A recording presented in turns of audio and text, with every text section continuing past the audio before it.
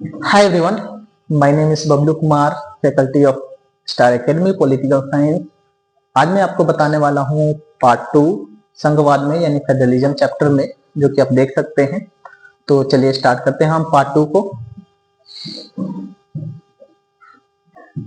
तो एवरीवन, आप लोगों ने देख लिया होगा पिछले वीडियो में, यानी पार्ट 1 में देखा होगा कि संघवाद क्या है, केंद्र और राज्य सरकार के बीच में शक्तियों का बंटवारा कैसा होता है, इसके बारे में बेसिक डिटेल देखा होगा। अगर नहीं देखा है तो देख लीजिए। आज हम पढ़ेंगे शक्तियों के विभाजन के बारे में, यानी कि केंद्र और राज्य सरकार के बीच में शक्तियों का विभाजन कैसे है। यानी कि बेसिकली केंद्र राज्य सरकार के बारे में बात करें तो इनके शक्ति विभाजन की बात करें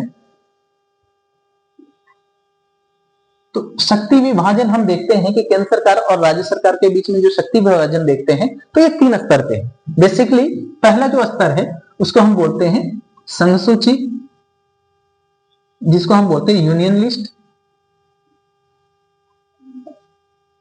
दूसरा होता है हमारा जिसको बोलते हैं राज्य सूची।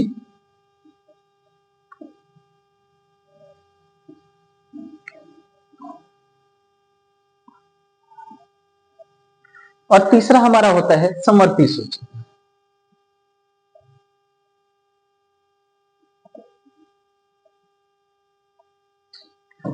तो ये हमारे 3 सूचियां होती है, यानी कि यूनियन लिस्ट यानी कि संघ सूची, यानी कि जिसको केंद्रीय सूची भी कहा जाता है। दूसरा होता है हमारा राज्य सूची, जिसको इंग्लिश में स्टेट लिस्ट बोलते हैं। और तीसरा होता है हमारा संघ सूची, जिसको इंग्लिश में हम कॉन्करेंट लिस्ट बोलते हैं।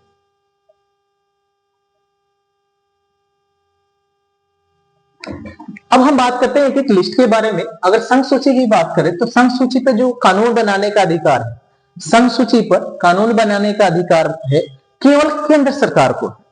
राज्य सूची के ऊपर कानून बनाने का अधिकार केवल राज्य सरकार को है। और समवर्ती सूची में जो अधिकार है वो केंद्र और राज्य सरकार दोनों मिलकर बना सकते हैं कानून। अगर ऐसा पॉसिबल नहीं है, कुछ ऐसे मुद्दे आ जाते हैं जहां पे दोनों में कॉन्फ्लिक्ट होता है, यानी कि राज्य सरकार और केंद्र सरकार के बीच में, तो वहां पे केंद्र सरकार की बात को ज्यादा मानी जाती है। वहां पे केंद्र सरकार प्रबल हो जाता है, शक्तिशाली हो जाता है और वो कानून बना देता है। जैसा कि हमें पता है कि हमारा जो संघ है यानी भारतीय संघवाद जो है, इंडियन फेडरलिज्म का कॉन्सेप्ट है, वहां पे केंद्र सरकार मजबूत है, शक्तिशाली है। यही कारण है कि संघ सूची के मैटर में भी, संघ सूची के मुद्दे पे भी अगर विवाद होता है राज्य और केंद्र सरकार के बीच में, तो यहाँ पे कानून बनाने का अधिकार पूरा केंद्र सरकार का है। ठीक है, तो चलिए अभी हम एक एक करके देखते हैं कौन कौन से मुद्दे हैं। हाँ, तो आप लोगों को जैसे मैंने बताया था कि अलग अलग मुद्दे हैं, लाइक केंद्र सरकार के, राज्य सरकार के और समवर्ती सूची, जिसमें दोनों सरकार मिलकर बनाते हैं कानून। तो मैंने मुद्दे के कुछ बताते हैं, कुछ मैंने लिस्ट बनाया है जिसमें खासकर संघ सूची यानी यूनियन लिस्ट। यूनियन लिस्ट की बात करें तो डिफेंस का मैटर हो गया, यानी कि सेना का मैटर हो, सैन्य मैटर हो, ये डिफेंस का मैटर यूनियन लिस्ट का पार्ट है। रेलवे, एटॉमिक एनर्जी यानी कि परमाणु हथियार हो, आणविक ऊर्जा एजेंसी हो, ये सारे केंद्र सरकार के नियंत्रण में आती है। बैंकिंग आपका हो गया, और करेंसी यानी कि नोट जारी करना हो, ये सारे चीजें क्षेत्र केंद्र सरकार के नियंत्रण में आते हैं। अगर हम दूसरी बात करें यानी कि राज्य सरकार की बात करें तो राज्य सरकार ऐसे लिस्ट जिसपे केवल राज्य सरकार कानून बना सकती है। यानी कि जैसे राज्य में अलग अलग राज्य हैं हमारे इंडिया में, जैसे कि हमें पता है कि 28 स्टेट्स हैं, यानी कि 28 राज्य है और 8 केंद्र शासित प्रदेश है, 8 यूनियन टेरिटरीज। तो वहां पे ये सारे राज्य हैं। लाइक एग्रीकल्चर, कृषि का कार्य होगा, कृषि के मुद्दे हैं, ये केवल राज्य सरकार सॉल्व करेगी।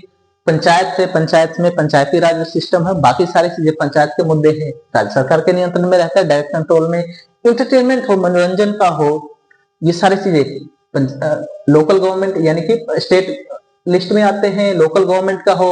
और एनिमल हस्बेंड्री यानी कि पशुपालन का हो, ये सारे मुद्दे राज्य सरकार देखती है। इसके अलावा तीसरा हमारा एक और मुद्दा है जिसको हम बोलते हैं समवर्ती सूची। समवर्ती सूची में क्या होता है, जिसको इंग्लिश में कंकरेंट लिस्ट बोलते हैं। समवर्ती सूची में क्या है, ऐसे लिस्ट है जिसमें केंद्र सरकार और राज्य सरकार दोनों मिलकर कानून बनाते हैं। अगर इन कानून के ऊपर केंद्र और राज्य सरकार के बीच में कोई कॉन्फ्लिक्ट होता है, विवाद हो जाता है, दोनों किसी मुद्दे पर सहमत नहीं होते, तो वहां पे भारतीय संविधान में एक एडवांटेज है सेंट्रल गवर्नमेंट को, केंद्र सरकार को, कि केंद्र सरकार की ही बात को माना जाएगा और वहां पे केंद्र सरकार प्रबल हो जाती है, वही कानून बनाती है। खासकर देखते हैं तो एजुकेशन से रिलेटेड मुद्दे हैं, ये केंद्र सरकार समवर्ती सूची में शामिल होता है। फॉरेस्ट है यानी वन यानी कि जंगल से मुद्दे हैं, ये सारे कॉन्करेंट लिस्ट में आते हैं हमारे समवर्ती सूची में मैरिज, शादी विवाह हो, डिवोर्स का हो, या अडॉप्ट करना यानी कि गोद लेना हो, किसी बच्चे को अडॉप्ट करना चाहते हैं, ये सारे समवर्ती सूची के पार्ट है। तो इस तरह से हमने देखा कि ये तीन है हमारे, यानी शक्ति का विभाजन कैसे है, केंद्र सरकार, राज्य सरकार और समवर्ती सूची के बीच में अलग अलग ये केंद्र सरकार के यानी कि हमारे शक्ति का विभाजन है। चलिए हम देखते हैं नेक्स्ट टॉपिक। आप लोग इसका स्क्रीनशॉट ले लीजिए, देख लीजिए, समझ लीजिए, फिर हम मिलते हैं नेक्स्ट टॉपिक।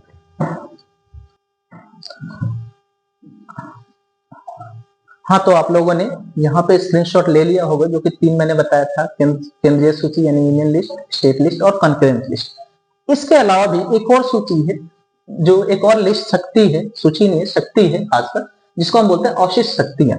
ये किसी भी सूची का पार्ट नहीं है, न ही ये केंद्रीय सूची का पार्ट है, न ही राज्य सूची का पार्ट है, न ही ये समवर्ती सूची का पार्ट है। यूं कहें कि अभी वर्तमान में हाल ही के कुछ वर्षों में 20-25 साल के वर्षों में ये नया नया ऐड हुआ है, इसलिए किसी सूची का पार्ट नहीं है। इसे हम रेसिडुअल पावर या अवशिष्ट शक्तियां बोलते हैं। इसमें विशेषकर जो कानून बनाने का अधिकार है, केंद्रीय विधायिका को अधिकार है, यानी सेंट्रल जो असेंबली होती है, यानी केंद्र सरकार की सिंपल सी भाषा में कहें तो इस पे पूरी तरह से शक्ति का एक अधिकार है, कानून बनाने का अधिकार है वो केंद्र सरकार को है। इसमें आता क्या है, तो उसमें एक ही चीज को हम बेसिकली वर्तमान समय में ऐड करते हैं, उसको हम बोलते हैं साइबर कानून या साइबर लॉ, और साइबर सिक्योरिटी से रिलेटेड मुद्दे को हम इसमें ऐड करते हैं, जो कि मैं लिखने जा रहा हूं।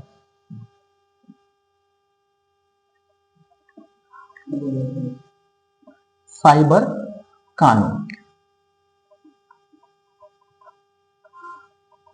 ये साइबर लॉ है, जो कि ये शामिल होता है जो हाल ही के कुछ वर्षों में विकसित हुए ऐसे मुद्दे हुए, जैसे साइबर अटैक हो गए, लोगों के हैक हो जाते हैं, चाहे वो फोन हो, उनके सिस्टम हैक हो, उनके बैंक हैक हो, तो इन सब से जुड़े मुद्दे बेसिकली हम देखें तो इन सब से जुड़े मुद्दे को शामिल किया गया है। ये नया है मुद्दा और इस पे केंद्र सरकार ही कानून बनाती है। तो फाइनली ये हमारे पास ओवरऑल ये चार अलग से लिस्ट के रूप में देखें तो तीन है। चौथा है रेसिडुअल पावर यानी कि अवशिष्ट शक्तियां, जो कि अभी हाल ही के वर्षों में जुड़ा है। तो ये हमारा कंप्लीट रहा है शक्तियों का विभाजन। अब हम देखेंगे, इसके बाद हम देखेंगे कि कैसे आगे कार्य करती है और स्वायत्तता की मांग कैसे जोर पकड़ती है। तो हम नेक्स्ट टॉपिक में देखते हैं स्वायत्तता की मांग।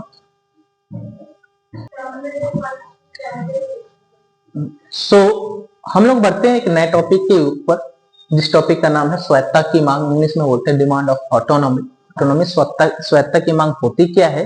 बेसिकली यूं समझिए कि अन्य राज्यों के मुकाबले कुछ अधिक स्वतंत्रता, कुछ अधिक अधिकार की मांग करते हैं राज्य। खासकर जो स्वायत्तता की मांग उठी है वो 1967 के बाद से उठी है। आफ्टर 1967 स्वायत्तता की मांग उठती हुई दिख रही है, क्योंकि 1967 के पहले तक भारत के अधिकांश राज्यों में हम देखते हैं कि कांग्रेस पार्टी की सरकार है।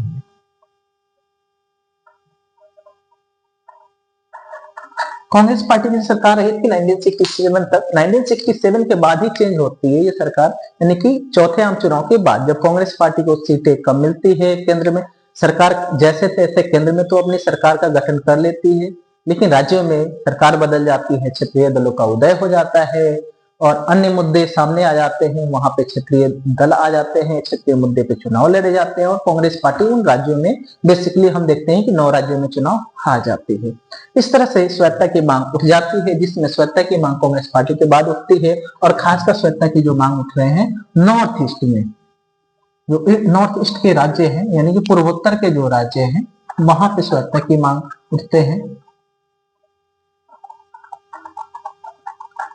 पूर्वोत्तर के राज्यों में खासकर मिजोरम, मेघालय, असम, त्रिपुरा, मणिपुर ऐसे राज्य हैं जो अपने स्वायत्तता की मांग उठा रहे हैं। वो क्यों उठा रहे हैं हमें जानना ही जरूरी है।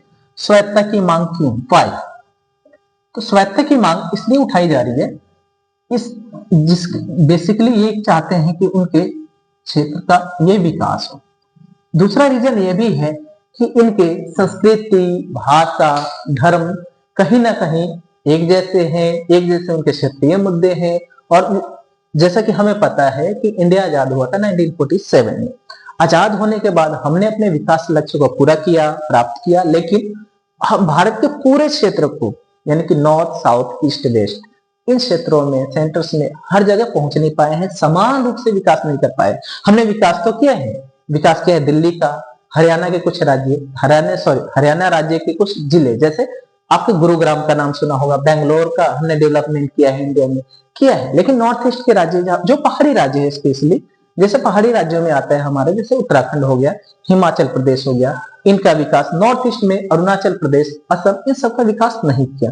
तो यहाँ से मांग उठने लगी कि हमें ज्यादा से ज्यादा स्वायत्तता दिया जाए, यानी ऑटोनॉमी दिया जाए, यानी कि कुछ अन्य राज्यों के मुकाबले कुछ अधिक अधिकार दिया जाए, टैक्स में छूट दिया जाए, ताकि हमें अन्य राज्यों के मुकाबले, यानी कि लाइक यूपी, बिहार, दिल्ली, मध्य प्रदेश, इन राज्यों के मुकाबले हमें, यानी पहाड़ी राज्यों को कुछ अधिक फंड, यानी कि अधिक फंड दिया जाए, ताकि अपना विकास कर सके, हमारे विकास के मुद्दे सुनिश्चित कर सके। इसके अलावा दक्षिण भारत के राज्य हैं, दक्षिण भारत के राज्य, जैसे आपने सुना होगा दक्षिण भारत में कौन कौन से राज्य हैं। सामान्यतः आप महाराष्ट्र और मध्य प्रदेश के बाद वाले राज्य, नीचे वाले राज्य देख सकते हैं, कर्नाटक, केरल, तमिलनाडु, तेलंगाना, आंध्र प्रदेश, ये राज्य हैं जो दक्षिण के राज्य में सामान्यतः शामिल होते। ये राज्य, इनके अलग मुद्दे हैं, ये मांग उठाते हैं ऑटोनॉमी की। ये कहते हैं कि इनकी भाषा अलग है, इन पे जो गैर हिंदी लोग हैं, यानी कि जो लोग हिंदी नहीं बोलते हैं, गैर हिंदी लोगों पे हिंदी ना थोपा जाए, यानी कि उनको जबरदस्ती मजबूर ना किया जाए कि हिंदी भाषा बोले। ये लोग ये भी चाहते हैं कि इनकी भाषा को बोलने दिया जाए। इनके और मुद्दे हैं जो क्षेत्रीय मुद्दे हैं, खासकर नाम परिवर्तन करना चाहते हैं अपने क्षेत्रों का। इसलिए अलग अलग आपने पार्टी देखा होगा कि जैसे डीएमके पार्टी है, डीएमके है, एआईएडीएमके है, द्रविड़ मुन्नेत्र कषगम बोलते हैं डीएमके को, एआईडीएमके है, ऑल इंडिया द्रविड़ मुन्नेत्र कषगम है। यानी कि ये ऐसे पार्टी, जो क्षेत्रीय पार्टी है, जो उभर के आए हैं अपने क्षेत्रीय मांग को लेकर, अपने स्वायत्ता की मांग को परचम लहरा रहे, आगे बढ़ा रहे हैं। इसके अलावा भी क्षेत्रीय आधार पे या क्षेत्रीय भाषा के आधार पे मांग की देखें तो भाषा के आधार पे हमारा, जैसा कि हमें पता है कि पहला राज्य बन गया था 1956 में, वो राज्य था आंध्र प्रदेश। ये सारी चीजें हम जानते हैं। तो ये रहा हमारा बेसिक डिटेल, जो स्वायत्ता की मांग को लेकर बेसिक कॉन्सेप्ट रहा है। आई होप आप लोगों को समझ में आ गया होगा। नहीं समझ में आता है तो जरूर कमेंट कीजिए, पूछिए मेरे से, वीडियो को पूरा देखिए। अभी इसको स्क्रीनशॉट आप ले सकते हैं। हाँ, तो आप लोगों ने स्क्रीनशॉट ले लिया होगा, चीजों को समझ लिया होगा। अब हम चलते हैं अपने न्यू टॉपिक की ओर। हमारा न्यू टॉपिक है नवीन राज्यों की मांग, यानी demand for the new states. जब नवीन राज्यों की मांग की हम लोग अगर बात करते हैं तो उसमें हम क्या देखते हैं?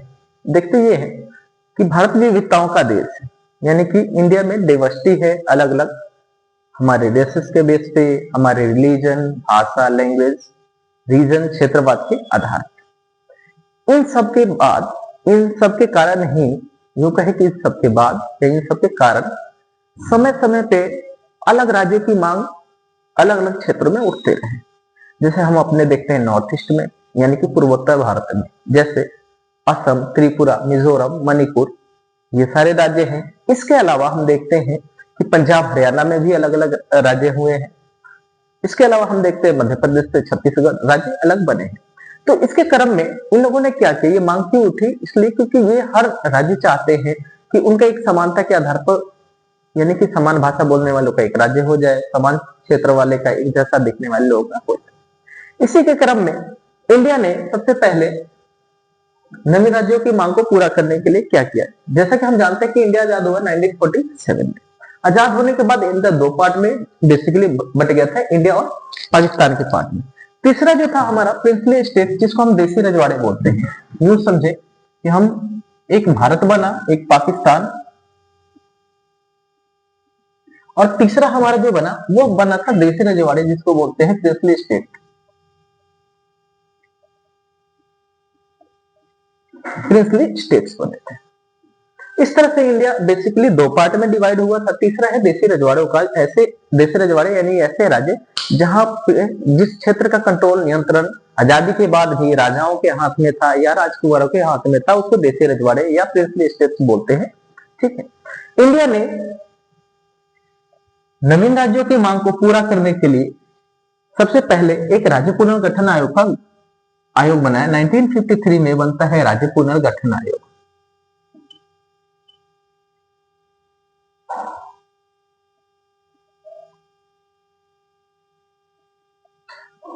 स्टेट रिप्रेजेंटेशन कमीशन बोलते हैं इसको, हम शॉर्ट में कह ले एसआरसी। स्टेट रिप्रेजेंटेशन कमीशन बनता है राज्य पुनर्गठन। इसका काम क्या था? तो राज्य के पुनर्गठन के लिए जांच पड़ताल करना और बताना कि राज्य का पुनर्गठन किस बेस पे हम कर सकते हैं। बेसिकली इसने अपने रिपोर्ट दिया, रिपोर्ट अपनी प्रेजेंट करता है, प्रस्तुत करता है 2 साल बाद, यानी कि 1955 में 2 साल बाद अपने रिपोर्ट प्रस्तुत किया और इसके भाषा के आधार पे पहली बार भाषा यानी कि लिंग्विस्टिक बेस पे भाषा के आधार पे हम एक राज्य बनाते हैं।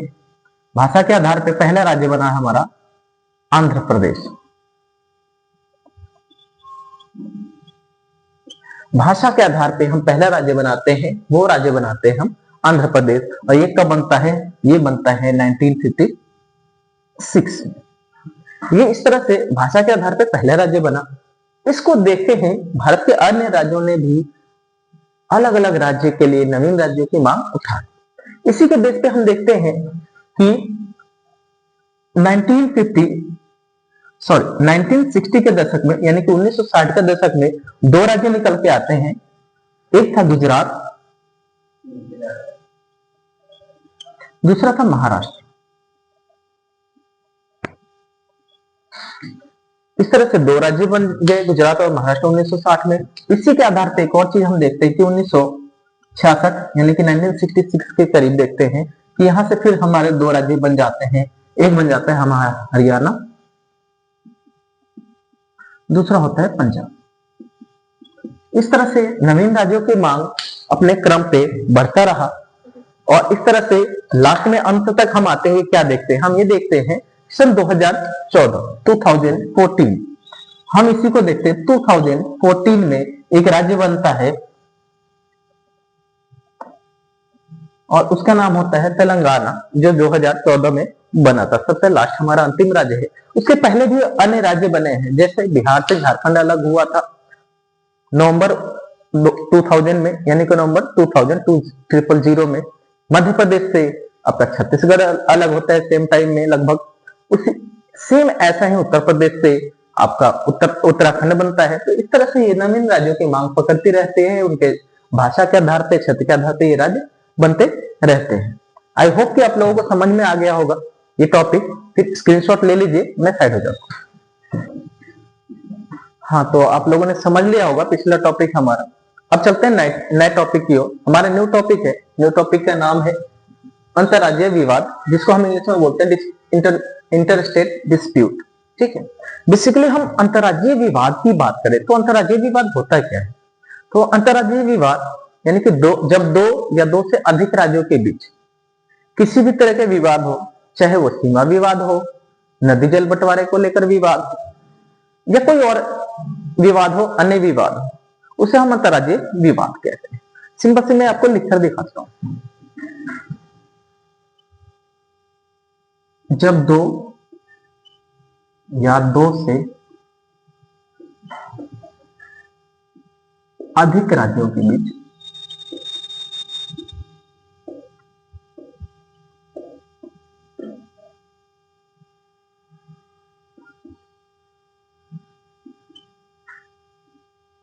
सीमा या अन्य विवाद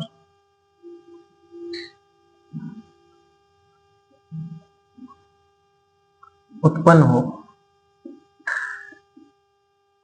उसे अंतरराज्यीय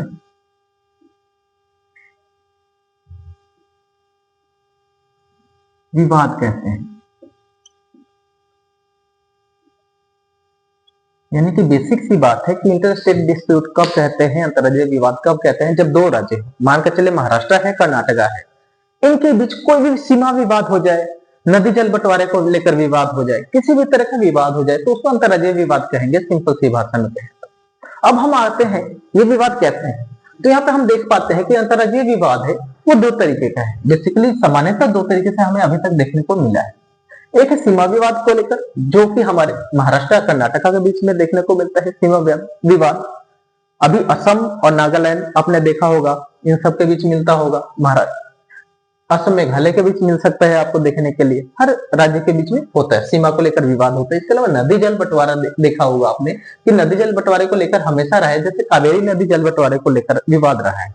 विवाद ये रहा है कि तमिलनाडु और कर्नाटका के बीच में सबसे ज्यादा कावेरी नदी को के जल को बंटवारे को लेकर विवाद है। क्यों विवाद है? क्योंकि कावेरी नदी पे बेसिकली किसान, यहाँ के जो किसान है बहुत ज्यादा निर्भर है। यानी कि तमिलनाडु और महाराष्ट्र, तमिलनाडु और कर्नाटका के किसान कावेरी नदी के जल पे निर्भर है अपनी खेती के लिए, कृषि कार्य करने के लिए, फार्मिंग के लिए। तो ये समय समय पे यहाँ पे विवाद होता रहता है। यानी कि सामान्यतः नदी जल बंटवारे को लेकर विवाद आपको देखने मिलेगा, ये दक्षिण भारत में आपको देखने मिलेगा, साउथ इंडिया में। इसके अलावा हम देखते हैं नर्मदा नदी जल विवाद को लेकर। तो बेसिकली नर्मदा नदी जल विवाद को लेकर हमारे 3 राज्य यानी कि महाराष्ट्र, गुजरात और मध्य प्रदेश के बीच में मिलेगा आपको। ये 3 राज्यों में हमारे नदी जल बंटवारे को लेकर विवाद मिलेगा। इसमें देखा जाता है सामान्यतः कि पानी सबसे ज्यादा कौन यूज करता है, इसको लेकर विवाद मिलता है। तो इस तरह से हम शॉर्ट में हम देखते हैं कि अंतर्राज्यीय विवाद क्या है कि सीमा विवाद और नदी जल बंटवारे से संबंधित है, जो राज्य हमेशा क्लेम करते हैं। और इन सब का समाधान कौन करता है? तो इन सब का समाधान करने के लिए केंद्र सरकार जिम्मेदार है, यानी कि हमारे सुप्रीम कोर्ट इन सब में हस्तक्षेप करती है और इन सब का समाधान देती है। तो आई होप आप लोगों ने इन सब चीजों को देख लिया होगा, समझ लिया होगा। एक बार मैं साइड हो जाता हूँ, आप लोग देख लीजिए, समझ लीजिए और स्क्रीनशॉट ले लीजिए। जो भी डाउट है आप लोग मुझे कमेंट करके पूछ सकते हैं, सजेशन भी दे सकते हैं आप लोग। आई होप कि आप लोगों ने हमारा पिछला टॉपिक समझ लिया होगा, जो इंटरस्टेट डिस्प्यूट था, अंतर्राज्यीय विवाद था। अब हम चलते हैं अपने नए टॉपिक की ओर। हमारा नया टॉपिक है विशिष्ट प्रावधान, यानी कि स्पेशल प्रोविजन। ये विशिष्ट प्रावधान होता क्या है? तो सिंपल सी भाषा में कहें तो राज्यों के साथ थोड़ा अलग बिहेव करना, व्यवहार करना, उसको विशिष्ट प्रावधान कहते हैं। इसको हम ऐसे समझ सकते हैं, विशिष्ट प्रावधान में जैसे इंडिया में देखें तो हमारे स्पेशली नॉर्थ के राज्य हैं, यानी उत्तर के राज्य हैं और दक्षिण के राज्य हैं। इसके अलावा पूर्वोत्तर के भी राज्य हैं, जिनको हम पूर्वोत्तर के राज्य कह लो, पहाड़ी राज्य कह लो, या उत्तर के राज्य में जैसे हिमाचल प्रदेश आ गया, उत्तराखंड आ गया, ये सारे पहाड़ी राज्य हैं। ये राज्य चाहते हैं कि इनके साथ कुछ अलग व्यवहार किया जाए अन्य राज्यों के मुकाबले। वो व्यवहार इसलिए अलग किया जाए ताकि उनको टैक्सेस में, यानी कि वित्तीय सहायता ज्यादा मिल सके अन्य राज्य के मुकाबले, प्रशासनिक क्षेत्रों में उनकी ज्यादा पहुंच हो। वो इसलिए चाहते हैं क्योंकि अपना विकास चाहते हैं। ये इसके लिए मांग करते हैं केंद्र सरकार से, जिसको हम देखते हैं।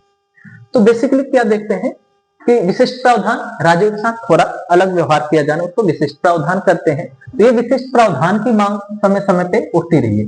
तो बेसिकली ये विशिष्ट प्रावधान की मांग है। हम एक देखते हैं कि एक हमारे नॉर्थ ईस्ट के राज्य हैं, जिसको हम बोलते हैं पूर्वोत्तर के राज्य।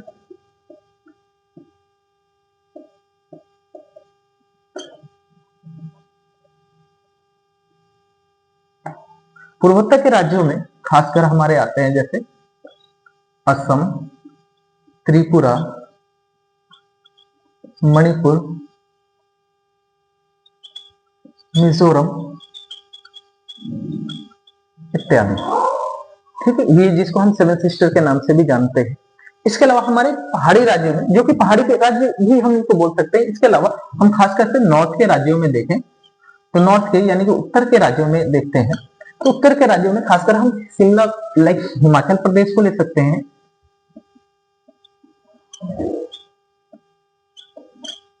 इन सब के अलावा कई बार देखा गया है पंजाब ने स्पेशल प्रोविजन की मांग की। महाराष्ट्र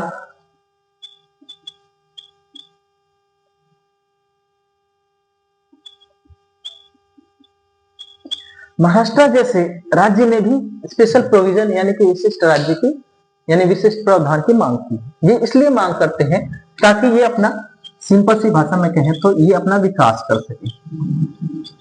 ये अपने विकास के लिए मांग करते हैं कि इनको वित्तीय सहायता अधिक मिले। ये विकास क्यों? क्योंकि वित्तीय सहायता मिले इनको ज्यादा केंद्र से। वित्तीय सहायता यानी कि फाइनेंस में यानी कि टैक्स में इनको अन्य राज्यों के मुकाबले ज्यादा छूट मिल जाए, यानी कि ज्यादा से ज्यादा आर्थिक सहायता मिले। इसके अलावा प्रशासनिक की बात करते हैं हम। ये राज्य चाहते हैं कि प्रशासन में राज्यों की केंद्र के मुकाबले राज्यों की पहुंच ज्यादा हो। जैसे कि हम जानते हैं आईएएस आईपीएस जैसे हैं, यानी अतिरिक्त सेवाएं हैं जो कि डायरेक्ट हमारे केंद्र सरकार के कंट्रोल में होते हैं, नियुक्ति में होता है। ऐसी स्थिति में राज्यों के पास ये केंद्र सरकार भेजते हैं अपने, लेकिन यहाँ पे आईपीएस ऑफिसर, आईएएस और आईपीएस ऑफिसर पे नियंत्रण राज्यों का नहीं रहता। तो राज्य चाहते हैं कि इनका नियंत्रण कम से कम राज्य सरकार का हो, क्योंकि अल्टीमेटली ये काम कहाँ पे राज्य सरकार के लिए कर रहे होते हैं। यहाँ पे किसी भी तरह के नियंत्रण नहीं होता है, ठीक है। तो बेसिकली ये दो तीन चीजें हैं, प्रशासन में और वित्तीय सहायता में है। ये चाहते हैं कि इन राज्यों को विशेष प्रावधान दिया जाए, कुछ छूट की मांग करते हैं ताकि वो अपना विकास कर सके। आई होप कि आप लोगों ने इन सब चीजों को समझ लिया होगा। फिर हम अगले टॉपिक पे बढ़ते हैं, आप लोग स्क्रीनशॉट ले लीजिए। तो आई होप कि आप लोगों ने समझ लिया होगा हमारा पिछला टॉपिक स्पेशल प्रोविजन वाला, विशिष्ट राज्य वाला। आगे हम चलते हैं, इसमें हम देखते हैं जम्मू और कश्मीर के लिए हमारा जो कि लास्ट टॉपिक है। जम्मू कश्मीर के बारे में जानते हैं कि इंडिया आजाद होता है 1947 में, 1947 में इंडिया आजाद हुआ, ठीक है। इंडिया आजाद हुआ 1947 में। इंडिया का जो बंटवारा होता है हम सब जानते हैं कि एक यानी ब्रिटिश इंडिया का बंटवारा होता है, एक इंडिया एक पाकिस्तान के रूप में, और तीसरा हमारा बन जाता है प्रिंसली स्टेट,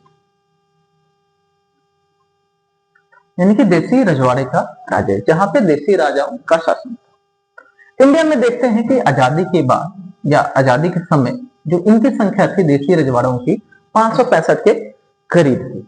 इन्हीं देसी रजवाड़ों में कुछ ऐसे रजवाड़े थे जो ना इंडिया में मिलना चाहते थे ना ही पाकिस्तान में मिलना चाहते थे, अपने आप को स्वतंत्र रखना चाहते थे। इन्हीं क्रम में एक राज्य आता है जिसका नाम है जम्मू एंड कश्मीर, जिसको हम शॉर्ट में JNK लिखते हैं, जम्मू और कश्मीर। यहाँ के राजा थे, राजा का नाम था हरि सिंह। हरि सिंह ने डिसीजन ये लिया कि ना वो इंडिया में मिलेंगे ना ही पाकिस्तान में मिलेंगे। फिर हुआ ये कि पाकिस्तान ने अपने ट्राइबल्स के मदद से अपनी सेना को, ट्राइबल्स के रूप में अपनी सेना को वहां के कबायली लोगों के भेष में भेज दिया और जम्मू कश्मीर पे आक्रमण कर दिया। फिर जम्मू कश्मीर के राजा हरि सिंह ने भारत सरकार से मदद मांगा।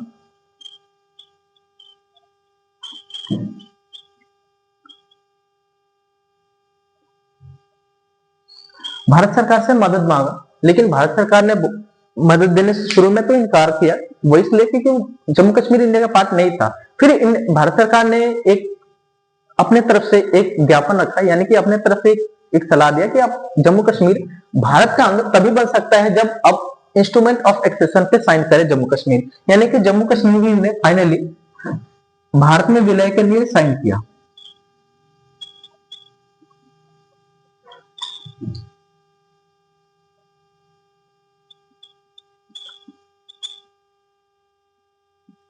यानी कि जम्मू कश्मीर ने फिर भारत में विलय के लिए सहमति पत्र पे साइन किया। फिर भारत ने अब ऑफिशियली अपने तरफ से सैनिक कार्रवाई की, यानी कि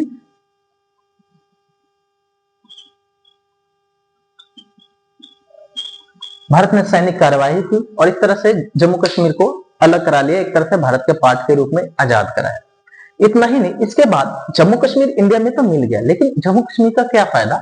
तो जम्मू कश्मीर को भारत सरकार ने, यानी कि उस समय प्रधानमंत्री थे हमारे पंडित जवाहरलाल नेहरू, तो आर्टिकल 370 यानी कि अनुच्छेद 370 के अकॉर्डिंग, जिसको हम अलग अलग लोग धारा भी बोल देते हैं कई बार, उसके अकॉर्डिंग जम्मू कश्मीर को विशेष राज्य बनाया गया। सबसे पहले विशेष राज्य का दर्जा मिला। अब ये विशेष राज्य का दर्जा मिला तो विशेष राज्य का दर्जे में होता क्या है। तो विशेष राज्य के दर्जे की हम लोग अगर बात करें तो देखते हैं कि इसका अपना झंडा होगा, जम्मू कश्मीर का अपना झंडा होगा, अपना फ्लैग होगा, अपना संविधान होगा। जम्मू कश्मीर में भारत के वो सारे कानून तब तक लागू नहीं हो सकते हैं जो भारत के अन्य राज्यों में लागू होते हैं, जब तक कि जम्मू कश्मीर की सरकार खुद इसका की अनुमति ना दे दे। जम्मू कश्मीर का अपना राष्ट्रगान होगा। इस इवन की आपातकाल लगाने तक का प्रावधान था कि भारत के अन्य राज्यों में लगा सकते हैं, लेकिन जम्मू कश्मीर के मर्जी के बिना हम इमरजेंसी तक नहीं लगा सकते। ओवरऑल ये था कि जम्मू कश्मीर भारत का अंग बन गया आर्टिकल 370 के अकॉर्डिंग। फिर भारत सरकार ने क्या किया कि जम्मू कश्मीर पुनर्गठन अधिनियम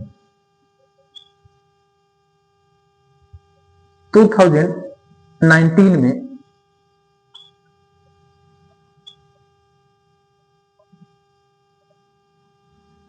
जम्मू कश्मीर पुनर्गठन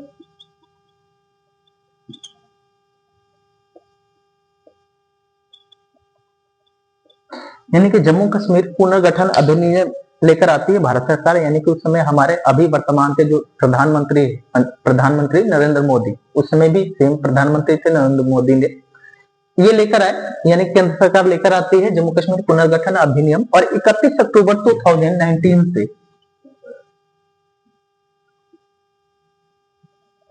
जम्मू कश्मीर दो भागों में बट गया, यानी कि स्पेशल स्टेट का इसका दर्जा छिन गया, यानी कि स्पेशल स्टेट ना होके अब ये यूनियन टेरिटरीज बन गया। यानी कि तब से ये यूटीज बन गया, यूनियन टेरिटरीज बन गया। और जम्मू कश्मीर दो पार्ट में डिवाइड हो गया।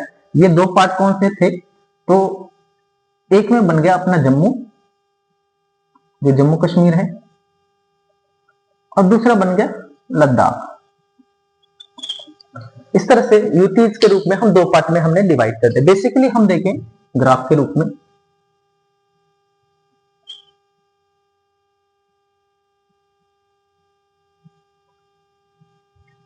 तो एक तरह से ये पार्ट कुछ ऐसे बट गया। ये वाला पार्ट हमारा हो गया लद्दाख, ये वाला पार्ट हमारा बन गया, ये बन गया हमारा जम्मू कश्मीर। ठीक है, तो इस तरह से जम्मू कश्मीर का पुनर्गठन हो गया। और ये हमारे चैप्टर का टॉपिक का, यानी कि हमारे 7th चैप्टर का संघवाद का लास्ट टॉपिक था। आई होप कि आप लोगों को समझ में आ गया होगा। आप एक बार देख लीजिए, समझ लीजिए, स्क्रीनशॉट ले लीजिए, फिर आगे हम बात करते हैं। आई होप कि हमारा पिछला टॉपिक आप लोगों ने समझ लिया होगा, जिसको मैंने बोला था कि हमारा लास्ट टॉपिक है। हालांकि अपना एक टॉपिक रह गया था, यानी कि राज्यपाल की नियुक्ति और राज्यपाल की भूमिका। तो आइए हम देखते हैं, जरा इसमें देखते हैं। बेसिकली हम क्या देखते हैं कि राज्यपाल केंद्र सरकार का एजेंट होता है, यानी केंद्र सरकार के एजेंट के रूप में कार्य करता है।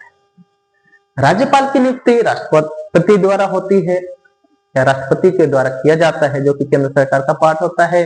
प्रधानमंत्री के द्वारा सजेशन भेजा जाता है कि हम किसको राज्यपाल नियुक्त करेंगे। बेसिकली सामान्यतः जो राज्यपाल नियुक्त किए जाते हैं, या तो वो लोग रिटायर ऑफिसर होते हैं, कोई सेना का अधिकारी हो सकता है रिटायर, राजनीतिक कोई राजनीतिज्ञ यानी कि पॉलिटिशियन हो सकता है रिटायर, या कोई अन्य ऑफिसर हो सकते हैं, सिविल सर्वेंट या हमारे जज भी हो सकते हैं, किसी भी तरह से वो रिटायर हो सकते हैं। इसके अलावा राज्यपाल जो है क्या करता है, तो राज्यों के अंदर नियुक्त किए जाते हैं और ये राज्यों के ऊपर निगरानी रखते हैं कि राज्य, यानी कि सपोज कीजिए कि केंद्र सरकार है, यानी कि हमारे देश के अभी प्रधानमंत्री हैं नरेंद्र दामोदर दास मोदी और राष्ट्रपति है द्रौपदी मुर्मू। केंद्र सरकार ने राज्यपाल की नियुक्ति करके बिहार में भेजा, तो क्या करेगा बिहार सरकार, कैसे काम करेगी, कैसे काम कर रही है, राज्यपाल उसके ऊपर निगरानी रखता है, देखता है कि कैसे काम हो रहा है। अगर बिहार सरकार यानी कि राज्य सरकार वहां की शासन व्यवस्था कानून के हिसाब से, यानी कि संविधान में लिखित वर्णित कानून नियम कानून के हिसाब से नहीं चलाती है, मनमाने ढंग से शासन चलाती है, वहां पे शासन जंगल राज हो जाता है, भ्रष्टाचार बढ़ रहा है, मनमाने ढंग से किसी को भी गिरफ्तार किया जा रहा है, किसी को भी पीटा जा रहा है, लोगों के ह्यूमन राइट वायलेशन हो रहा है, या संविधान में किसी अन्य कानून का उल्लंघन किया जा रहा है, सही ढंग से शासन नहीं हो रहा है, ऐसे कंडीशन में राज्यपाल अपनी रिपोर्ट राष्ट्रपति को दे सकता है, केंद्र सरकार को बता सकता है और बताकर ये दे सकता है कि राज्य का शासन सही ढंग से नहीं चल रहा है। और अंततः क्या हो सकता है कि आर्टिकल 356 के अकॉर्डिंग, यानी कि अनुच्छेद 356 जिसको बोलते हैं राज्य आपात,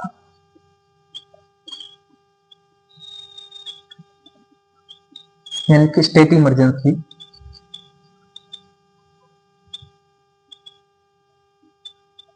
राज्य आपात के तहत ये भी हो सकता है कि उस राज्य में राज्य आपात लगे, राष्ट्रपति शासन लग सकता है या राज्यपाल वहां का शासन ले ले और वो नियंत्रित करे। राज्यपाल वहां के विधानसभा को भी भंग कर सकता है, उसके पास पूरा अधिकार है और तब तक शासन को अपने नियंत्रण में लेकर रखा जा सकता है जब तक कि संविधान के बनाए हुए नियम कानून के अनुसार शासन ना चल सके। हालांकि कई राज्य समय समय पर शिकायत करते रहते हैं कि राज्यपाल सही ढंग से काम नहीं कर रहे हैं, ना उनके काम कर राज्यों के काम में अड़ंगा डाल रहे हैं, यानी कि उनके हस्तक्षेप कर रहे हैं, उनको डिस्टर्ब कर रहे हैं, डिफिकल्टी दे रहे हैं। जैसे हाल ही के एग्जाम्पल आप लोगों ने देखा होगा, इसका एक एग्जाम्पल है, इसका एग्जाम्पल आप लोगों ने देखा होगा दिल्ली सरकार।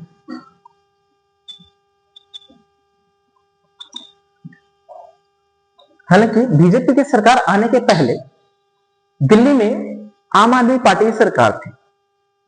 आम आदमी के मुख्यमंत्री थे अरविंद केजरीवाल और राज्यपाल जो कि केंद्र सरकार के द्वारा, जैसे कि मैंने पहले बताया, अपॉइंटेड थे, केंद्र सरकार के एजेंट के रूप में काम कर रहे थे। तो इनके बीच में यानी दिल्ली सरकार और राज्यपाल के बीच में काफी नोकझोंक आपको देखने को मिला होगा।